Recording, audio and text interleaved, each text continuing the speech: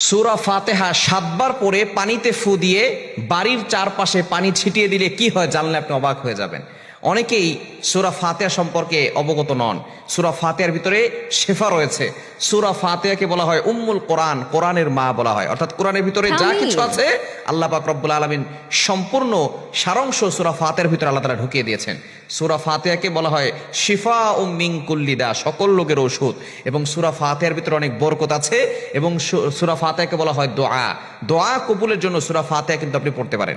আমরা যখন নামাজে দাঁড়াই তখন কিন্তু সর্বপ্রথম যেটা পড়ি সানা পড়ার পরে এরপরে আমরা সূরা ফাতিহা পড়ি, ঠিক কি না? আর সূরা ফাতিহা ছাড়া নামাজ হয় না। এই জন্য সূরাতুল ফাতিহা হচ্ছে সকল রোগের ঔষধ এবং বরকতের, এবং এইটার মাধ্যমে আল্লাহ পাক রব্বুল আলামিন দোয়া কবুল করে থাকেন। এই জন্য আল্লাহ তাআলা আমাদেরকে দোয়াই শিক্ষা দিয়েছেন।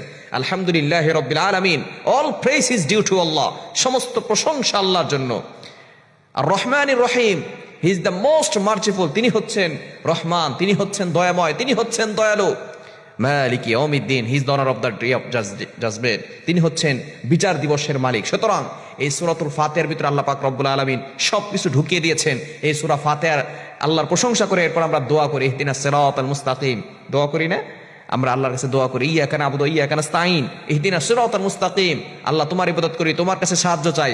এরপর আমরা বলি আল্লাহ আমাকে সঠিক পথ দেখান। এভাবে আমরা আল্লাহর কাছে দোয়া করি। সুতরাং সূরা ফাতিহা হচ্ছে দোয়া কবুলের অন্যতম একটি অস্ত্র। এই সূরা ফাতিহার ভিতরে অনেক শেফা রয়েছে। সূরা ফাতিহা ৭ বার পরে কোনো ব্যক্তি যদি পানিতে ফু দিয়ে ওই পানিটা খায়, যত বড় ধরনের রোগ হোক না কেন আল্লাহ পাক রব্বুল আলামিন তাকে শিফা দান করবেন। ইয়াকিনের সাথে, বিশ্বাসের সাথে যদি আমল করতে পারেন অবশ্যই আল্লাহ তাআলা শিফা দান করবেন। হ্যাঁ, যদি বড় সমস্যা হয়ে যায় আপনি ডক্টর দেখাবেন, এরপরে দোয়াও লাগবে, দাওয়াও লাগবে। এখন কোনো ব্যক্তি যদি সূরাতুল ফাতিহা ৭ বার পরে পানিতে ফু দেয়, ওই পানিটা যদি ঘরের চারপাশে ছিটিয়ে দেয় আল্লাহ পাক রব্বুল আলামিন ওই ঘরের ভিতরে বরকত দান করবেন।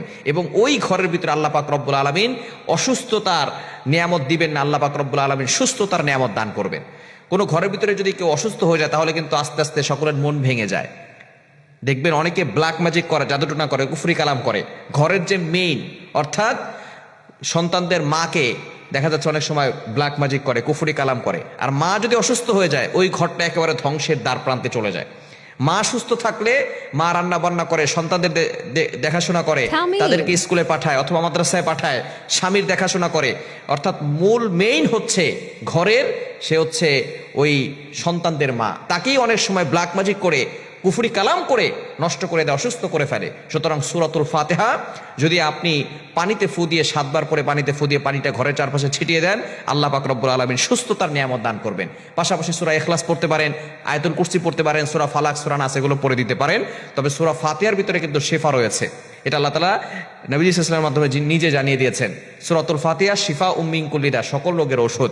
এজন্য এক নম্বর হচ্ছে ঘরের ভিতরে বরকত আসবে, দ্বিতীয় নম্বর হচ্ছে আল্লাহ পাক রব্বুল আলামিন ঘরের মানুষদেরকে সুস্থতার নিয়ামত দান করবেন। এজন্য অনেকের দোকানে ব্যবসা বাণিজ্য ভালো না, কেমন যেন মনে হচ্ছে দোকানে বসলে ভালো লাগে না, অথবা ব্যবসার ভিতরে আগে ভালো ছিল এখন ভালো যাচ্ছে না। আপনি এই সূরাতুল ফাতিহা পাশাপাশি সূরা ইখলাস, সূরা ফালাক, সূরা নাস এবং আয়াতুল কুরসি এটা পড়ে, সূরা ফাতিহা অবশ্যই ৭ বার পড়বেন, পড়ে পানিতে ফু দিয়ে ওই পানিটা আপনার দোকানের চারপাশে ছিটিয়ে দিবেন, ঘরের চারপাশে ছিটিয়ে দিবেন। দেখবেন আল্লাহ পাক রব্বুল আলামিন ওই ঘরে, ওই দোকানে বরকত দান করবেন। ওই ঘরের ভিতরে, ওই দোকানের ভিতরে আল্লাহ পাক রব্বুল আলামিন উন্নতি দিবেন এবং ঘরের মানুষগুলো আল্লাহ পাক রব্বুল আলামিন সুস্থতা রাখবেন এবং তাদের সকলকে সুস্থতার নিয়ামত দান করবেন। এজন্য অবশ্যই সূরা ফাতিহা ইয়াকিনের সাথে আমল করব। তবে শুধু সূরা ফাতিহা পড়বেন আর নামাজ পড়বেন না তাহলে কিন্তু হবে না। অবশ্যই নামাজ পড়তে হবে।